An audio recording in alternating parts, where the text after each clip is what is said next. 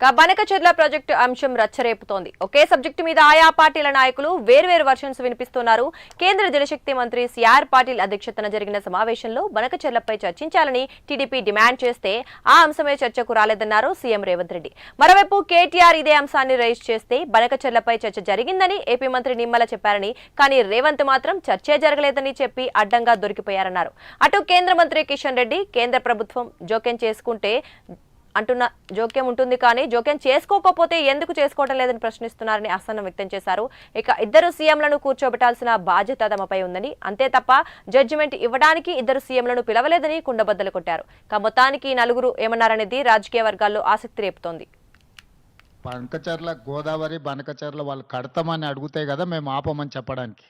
ఎజెండాలో వాళ్ళు కడతామన్న ప్రతిపాదననే చర్చకు రానప్పుడు ఆపమనే చర్చనే రాదు. ఉన్న అన్ని సమస్యల్ని కృష్ణా నది మీద గోదావరి నది మీద ఉమ్మడి రాష్ట్రాలకు ఉన్న సమస్యల్ని చర్చించడానికి, సమస్యల్ని గుర్తించడానికి అధికారులు ఇంజనీర్లతో ఒక కమిటీ ఏర్పాటు చేసి ఆ కమిటీలో చర్చించిన తర్వాత మిగతా అంశాలు ముఖ్యమంత్రుల స్థాయిలో చర్చించుకోవాలని నిర్ణయం తీసుకున్నాము.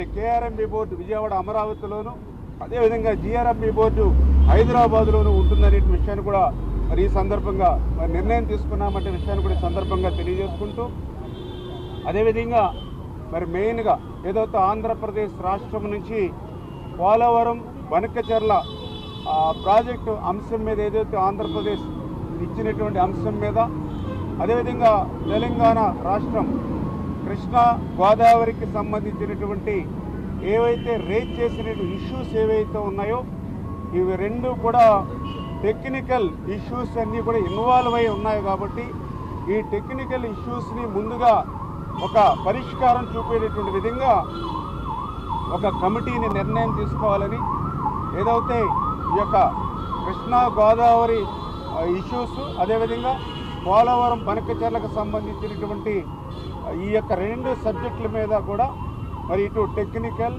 అదేవిధంగా అడ్మినిస్ట్రేటివ్ ఆఫీసర్స్తో కలిపి ఒక కమిటీని ఏర్పాటు చేయాలని చెప్పేసి కూడా ఒక నిర్ణయం జరిగింది.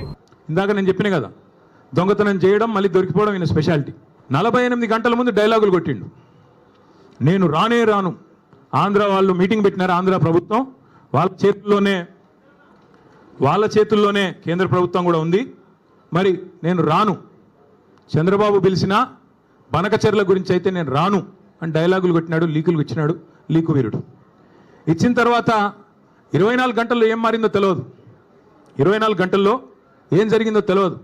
ఠకామని ఢిల్లీలో తేలిన తర్వాత స్పష్టంగా దొరికిపోయినాడు. ఈయనేమో బనకచెర్ల ప్రస్తావనే రాలేదంటాడు. ఆంధ్ర మంత్రి గారు రామానాయుడు గారు బయటకు వచ్చి మొట్టమొదటి ఎజెండా అంశమే బనకచెర్ల, దాని మీద మాట్లాడినాం, 30 రోజుల్లో కమిటీ వేస్తున్నాం, అయిపోయింది, చంద్రబాబు డైరెక్షన్ ఇచ్చిండు, రేవంత్ ఓకే అన్నాడు అన్న లెవెల్లో ఆయన మాట్లాడుతున్నాడు. దొరికిపోయిండు దొంగ. తెలంగాణ ప్రయోజనాలను, గోదావరి జలాలను పూర్తి స్థాయిలో చంద్రబాబు గారికి తాకట్టు పెట్టినాడు అని దొరికిపోగానే మళ్ళీ డైవర్షన్ స్టార్ట్.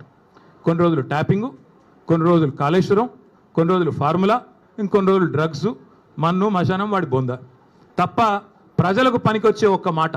ఈ రెండు రాష్ట్రాలను పిలిచి మాట్లాడేటువంటి ప్రయత్నం చేయడం జరిగింది. బనకచెర్లకు సంబంధించినటువంటి విషయంలో ఇద్దరు ముఖ్యమంత్రులను పిలిచాం. మేము జడ్జిమెంట్ ఇవ్వడం కోసం పిలవలే, ఫెసిలిటేటర్ గా, ఇదందరూ గుర్తుపెట్టుకోవాలి. మేము జడ్జిమెంట్ ఇయ్యం, మేము ఫెసిలిటేటర్ గా రెండు రాష్ట్రాల మధ్యలో సమస్య ఉంది కాబట్టి పరిష్కారం చేయాలా, చేసుకోవాలని. ఈరోజు టిఆర్ఎస్ పార్టీ నాయకులు చాలా మాట్లాడుతున్నారు, ఎట్లా మీటింగ్ పెడతారు వీళ్ళు ఎట్లా పోతారు.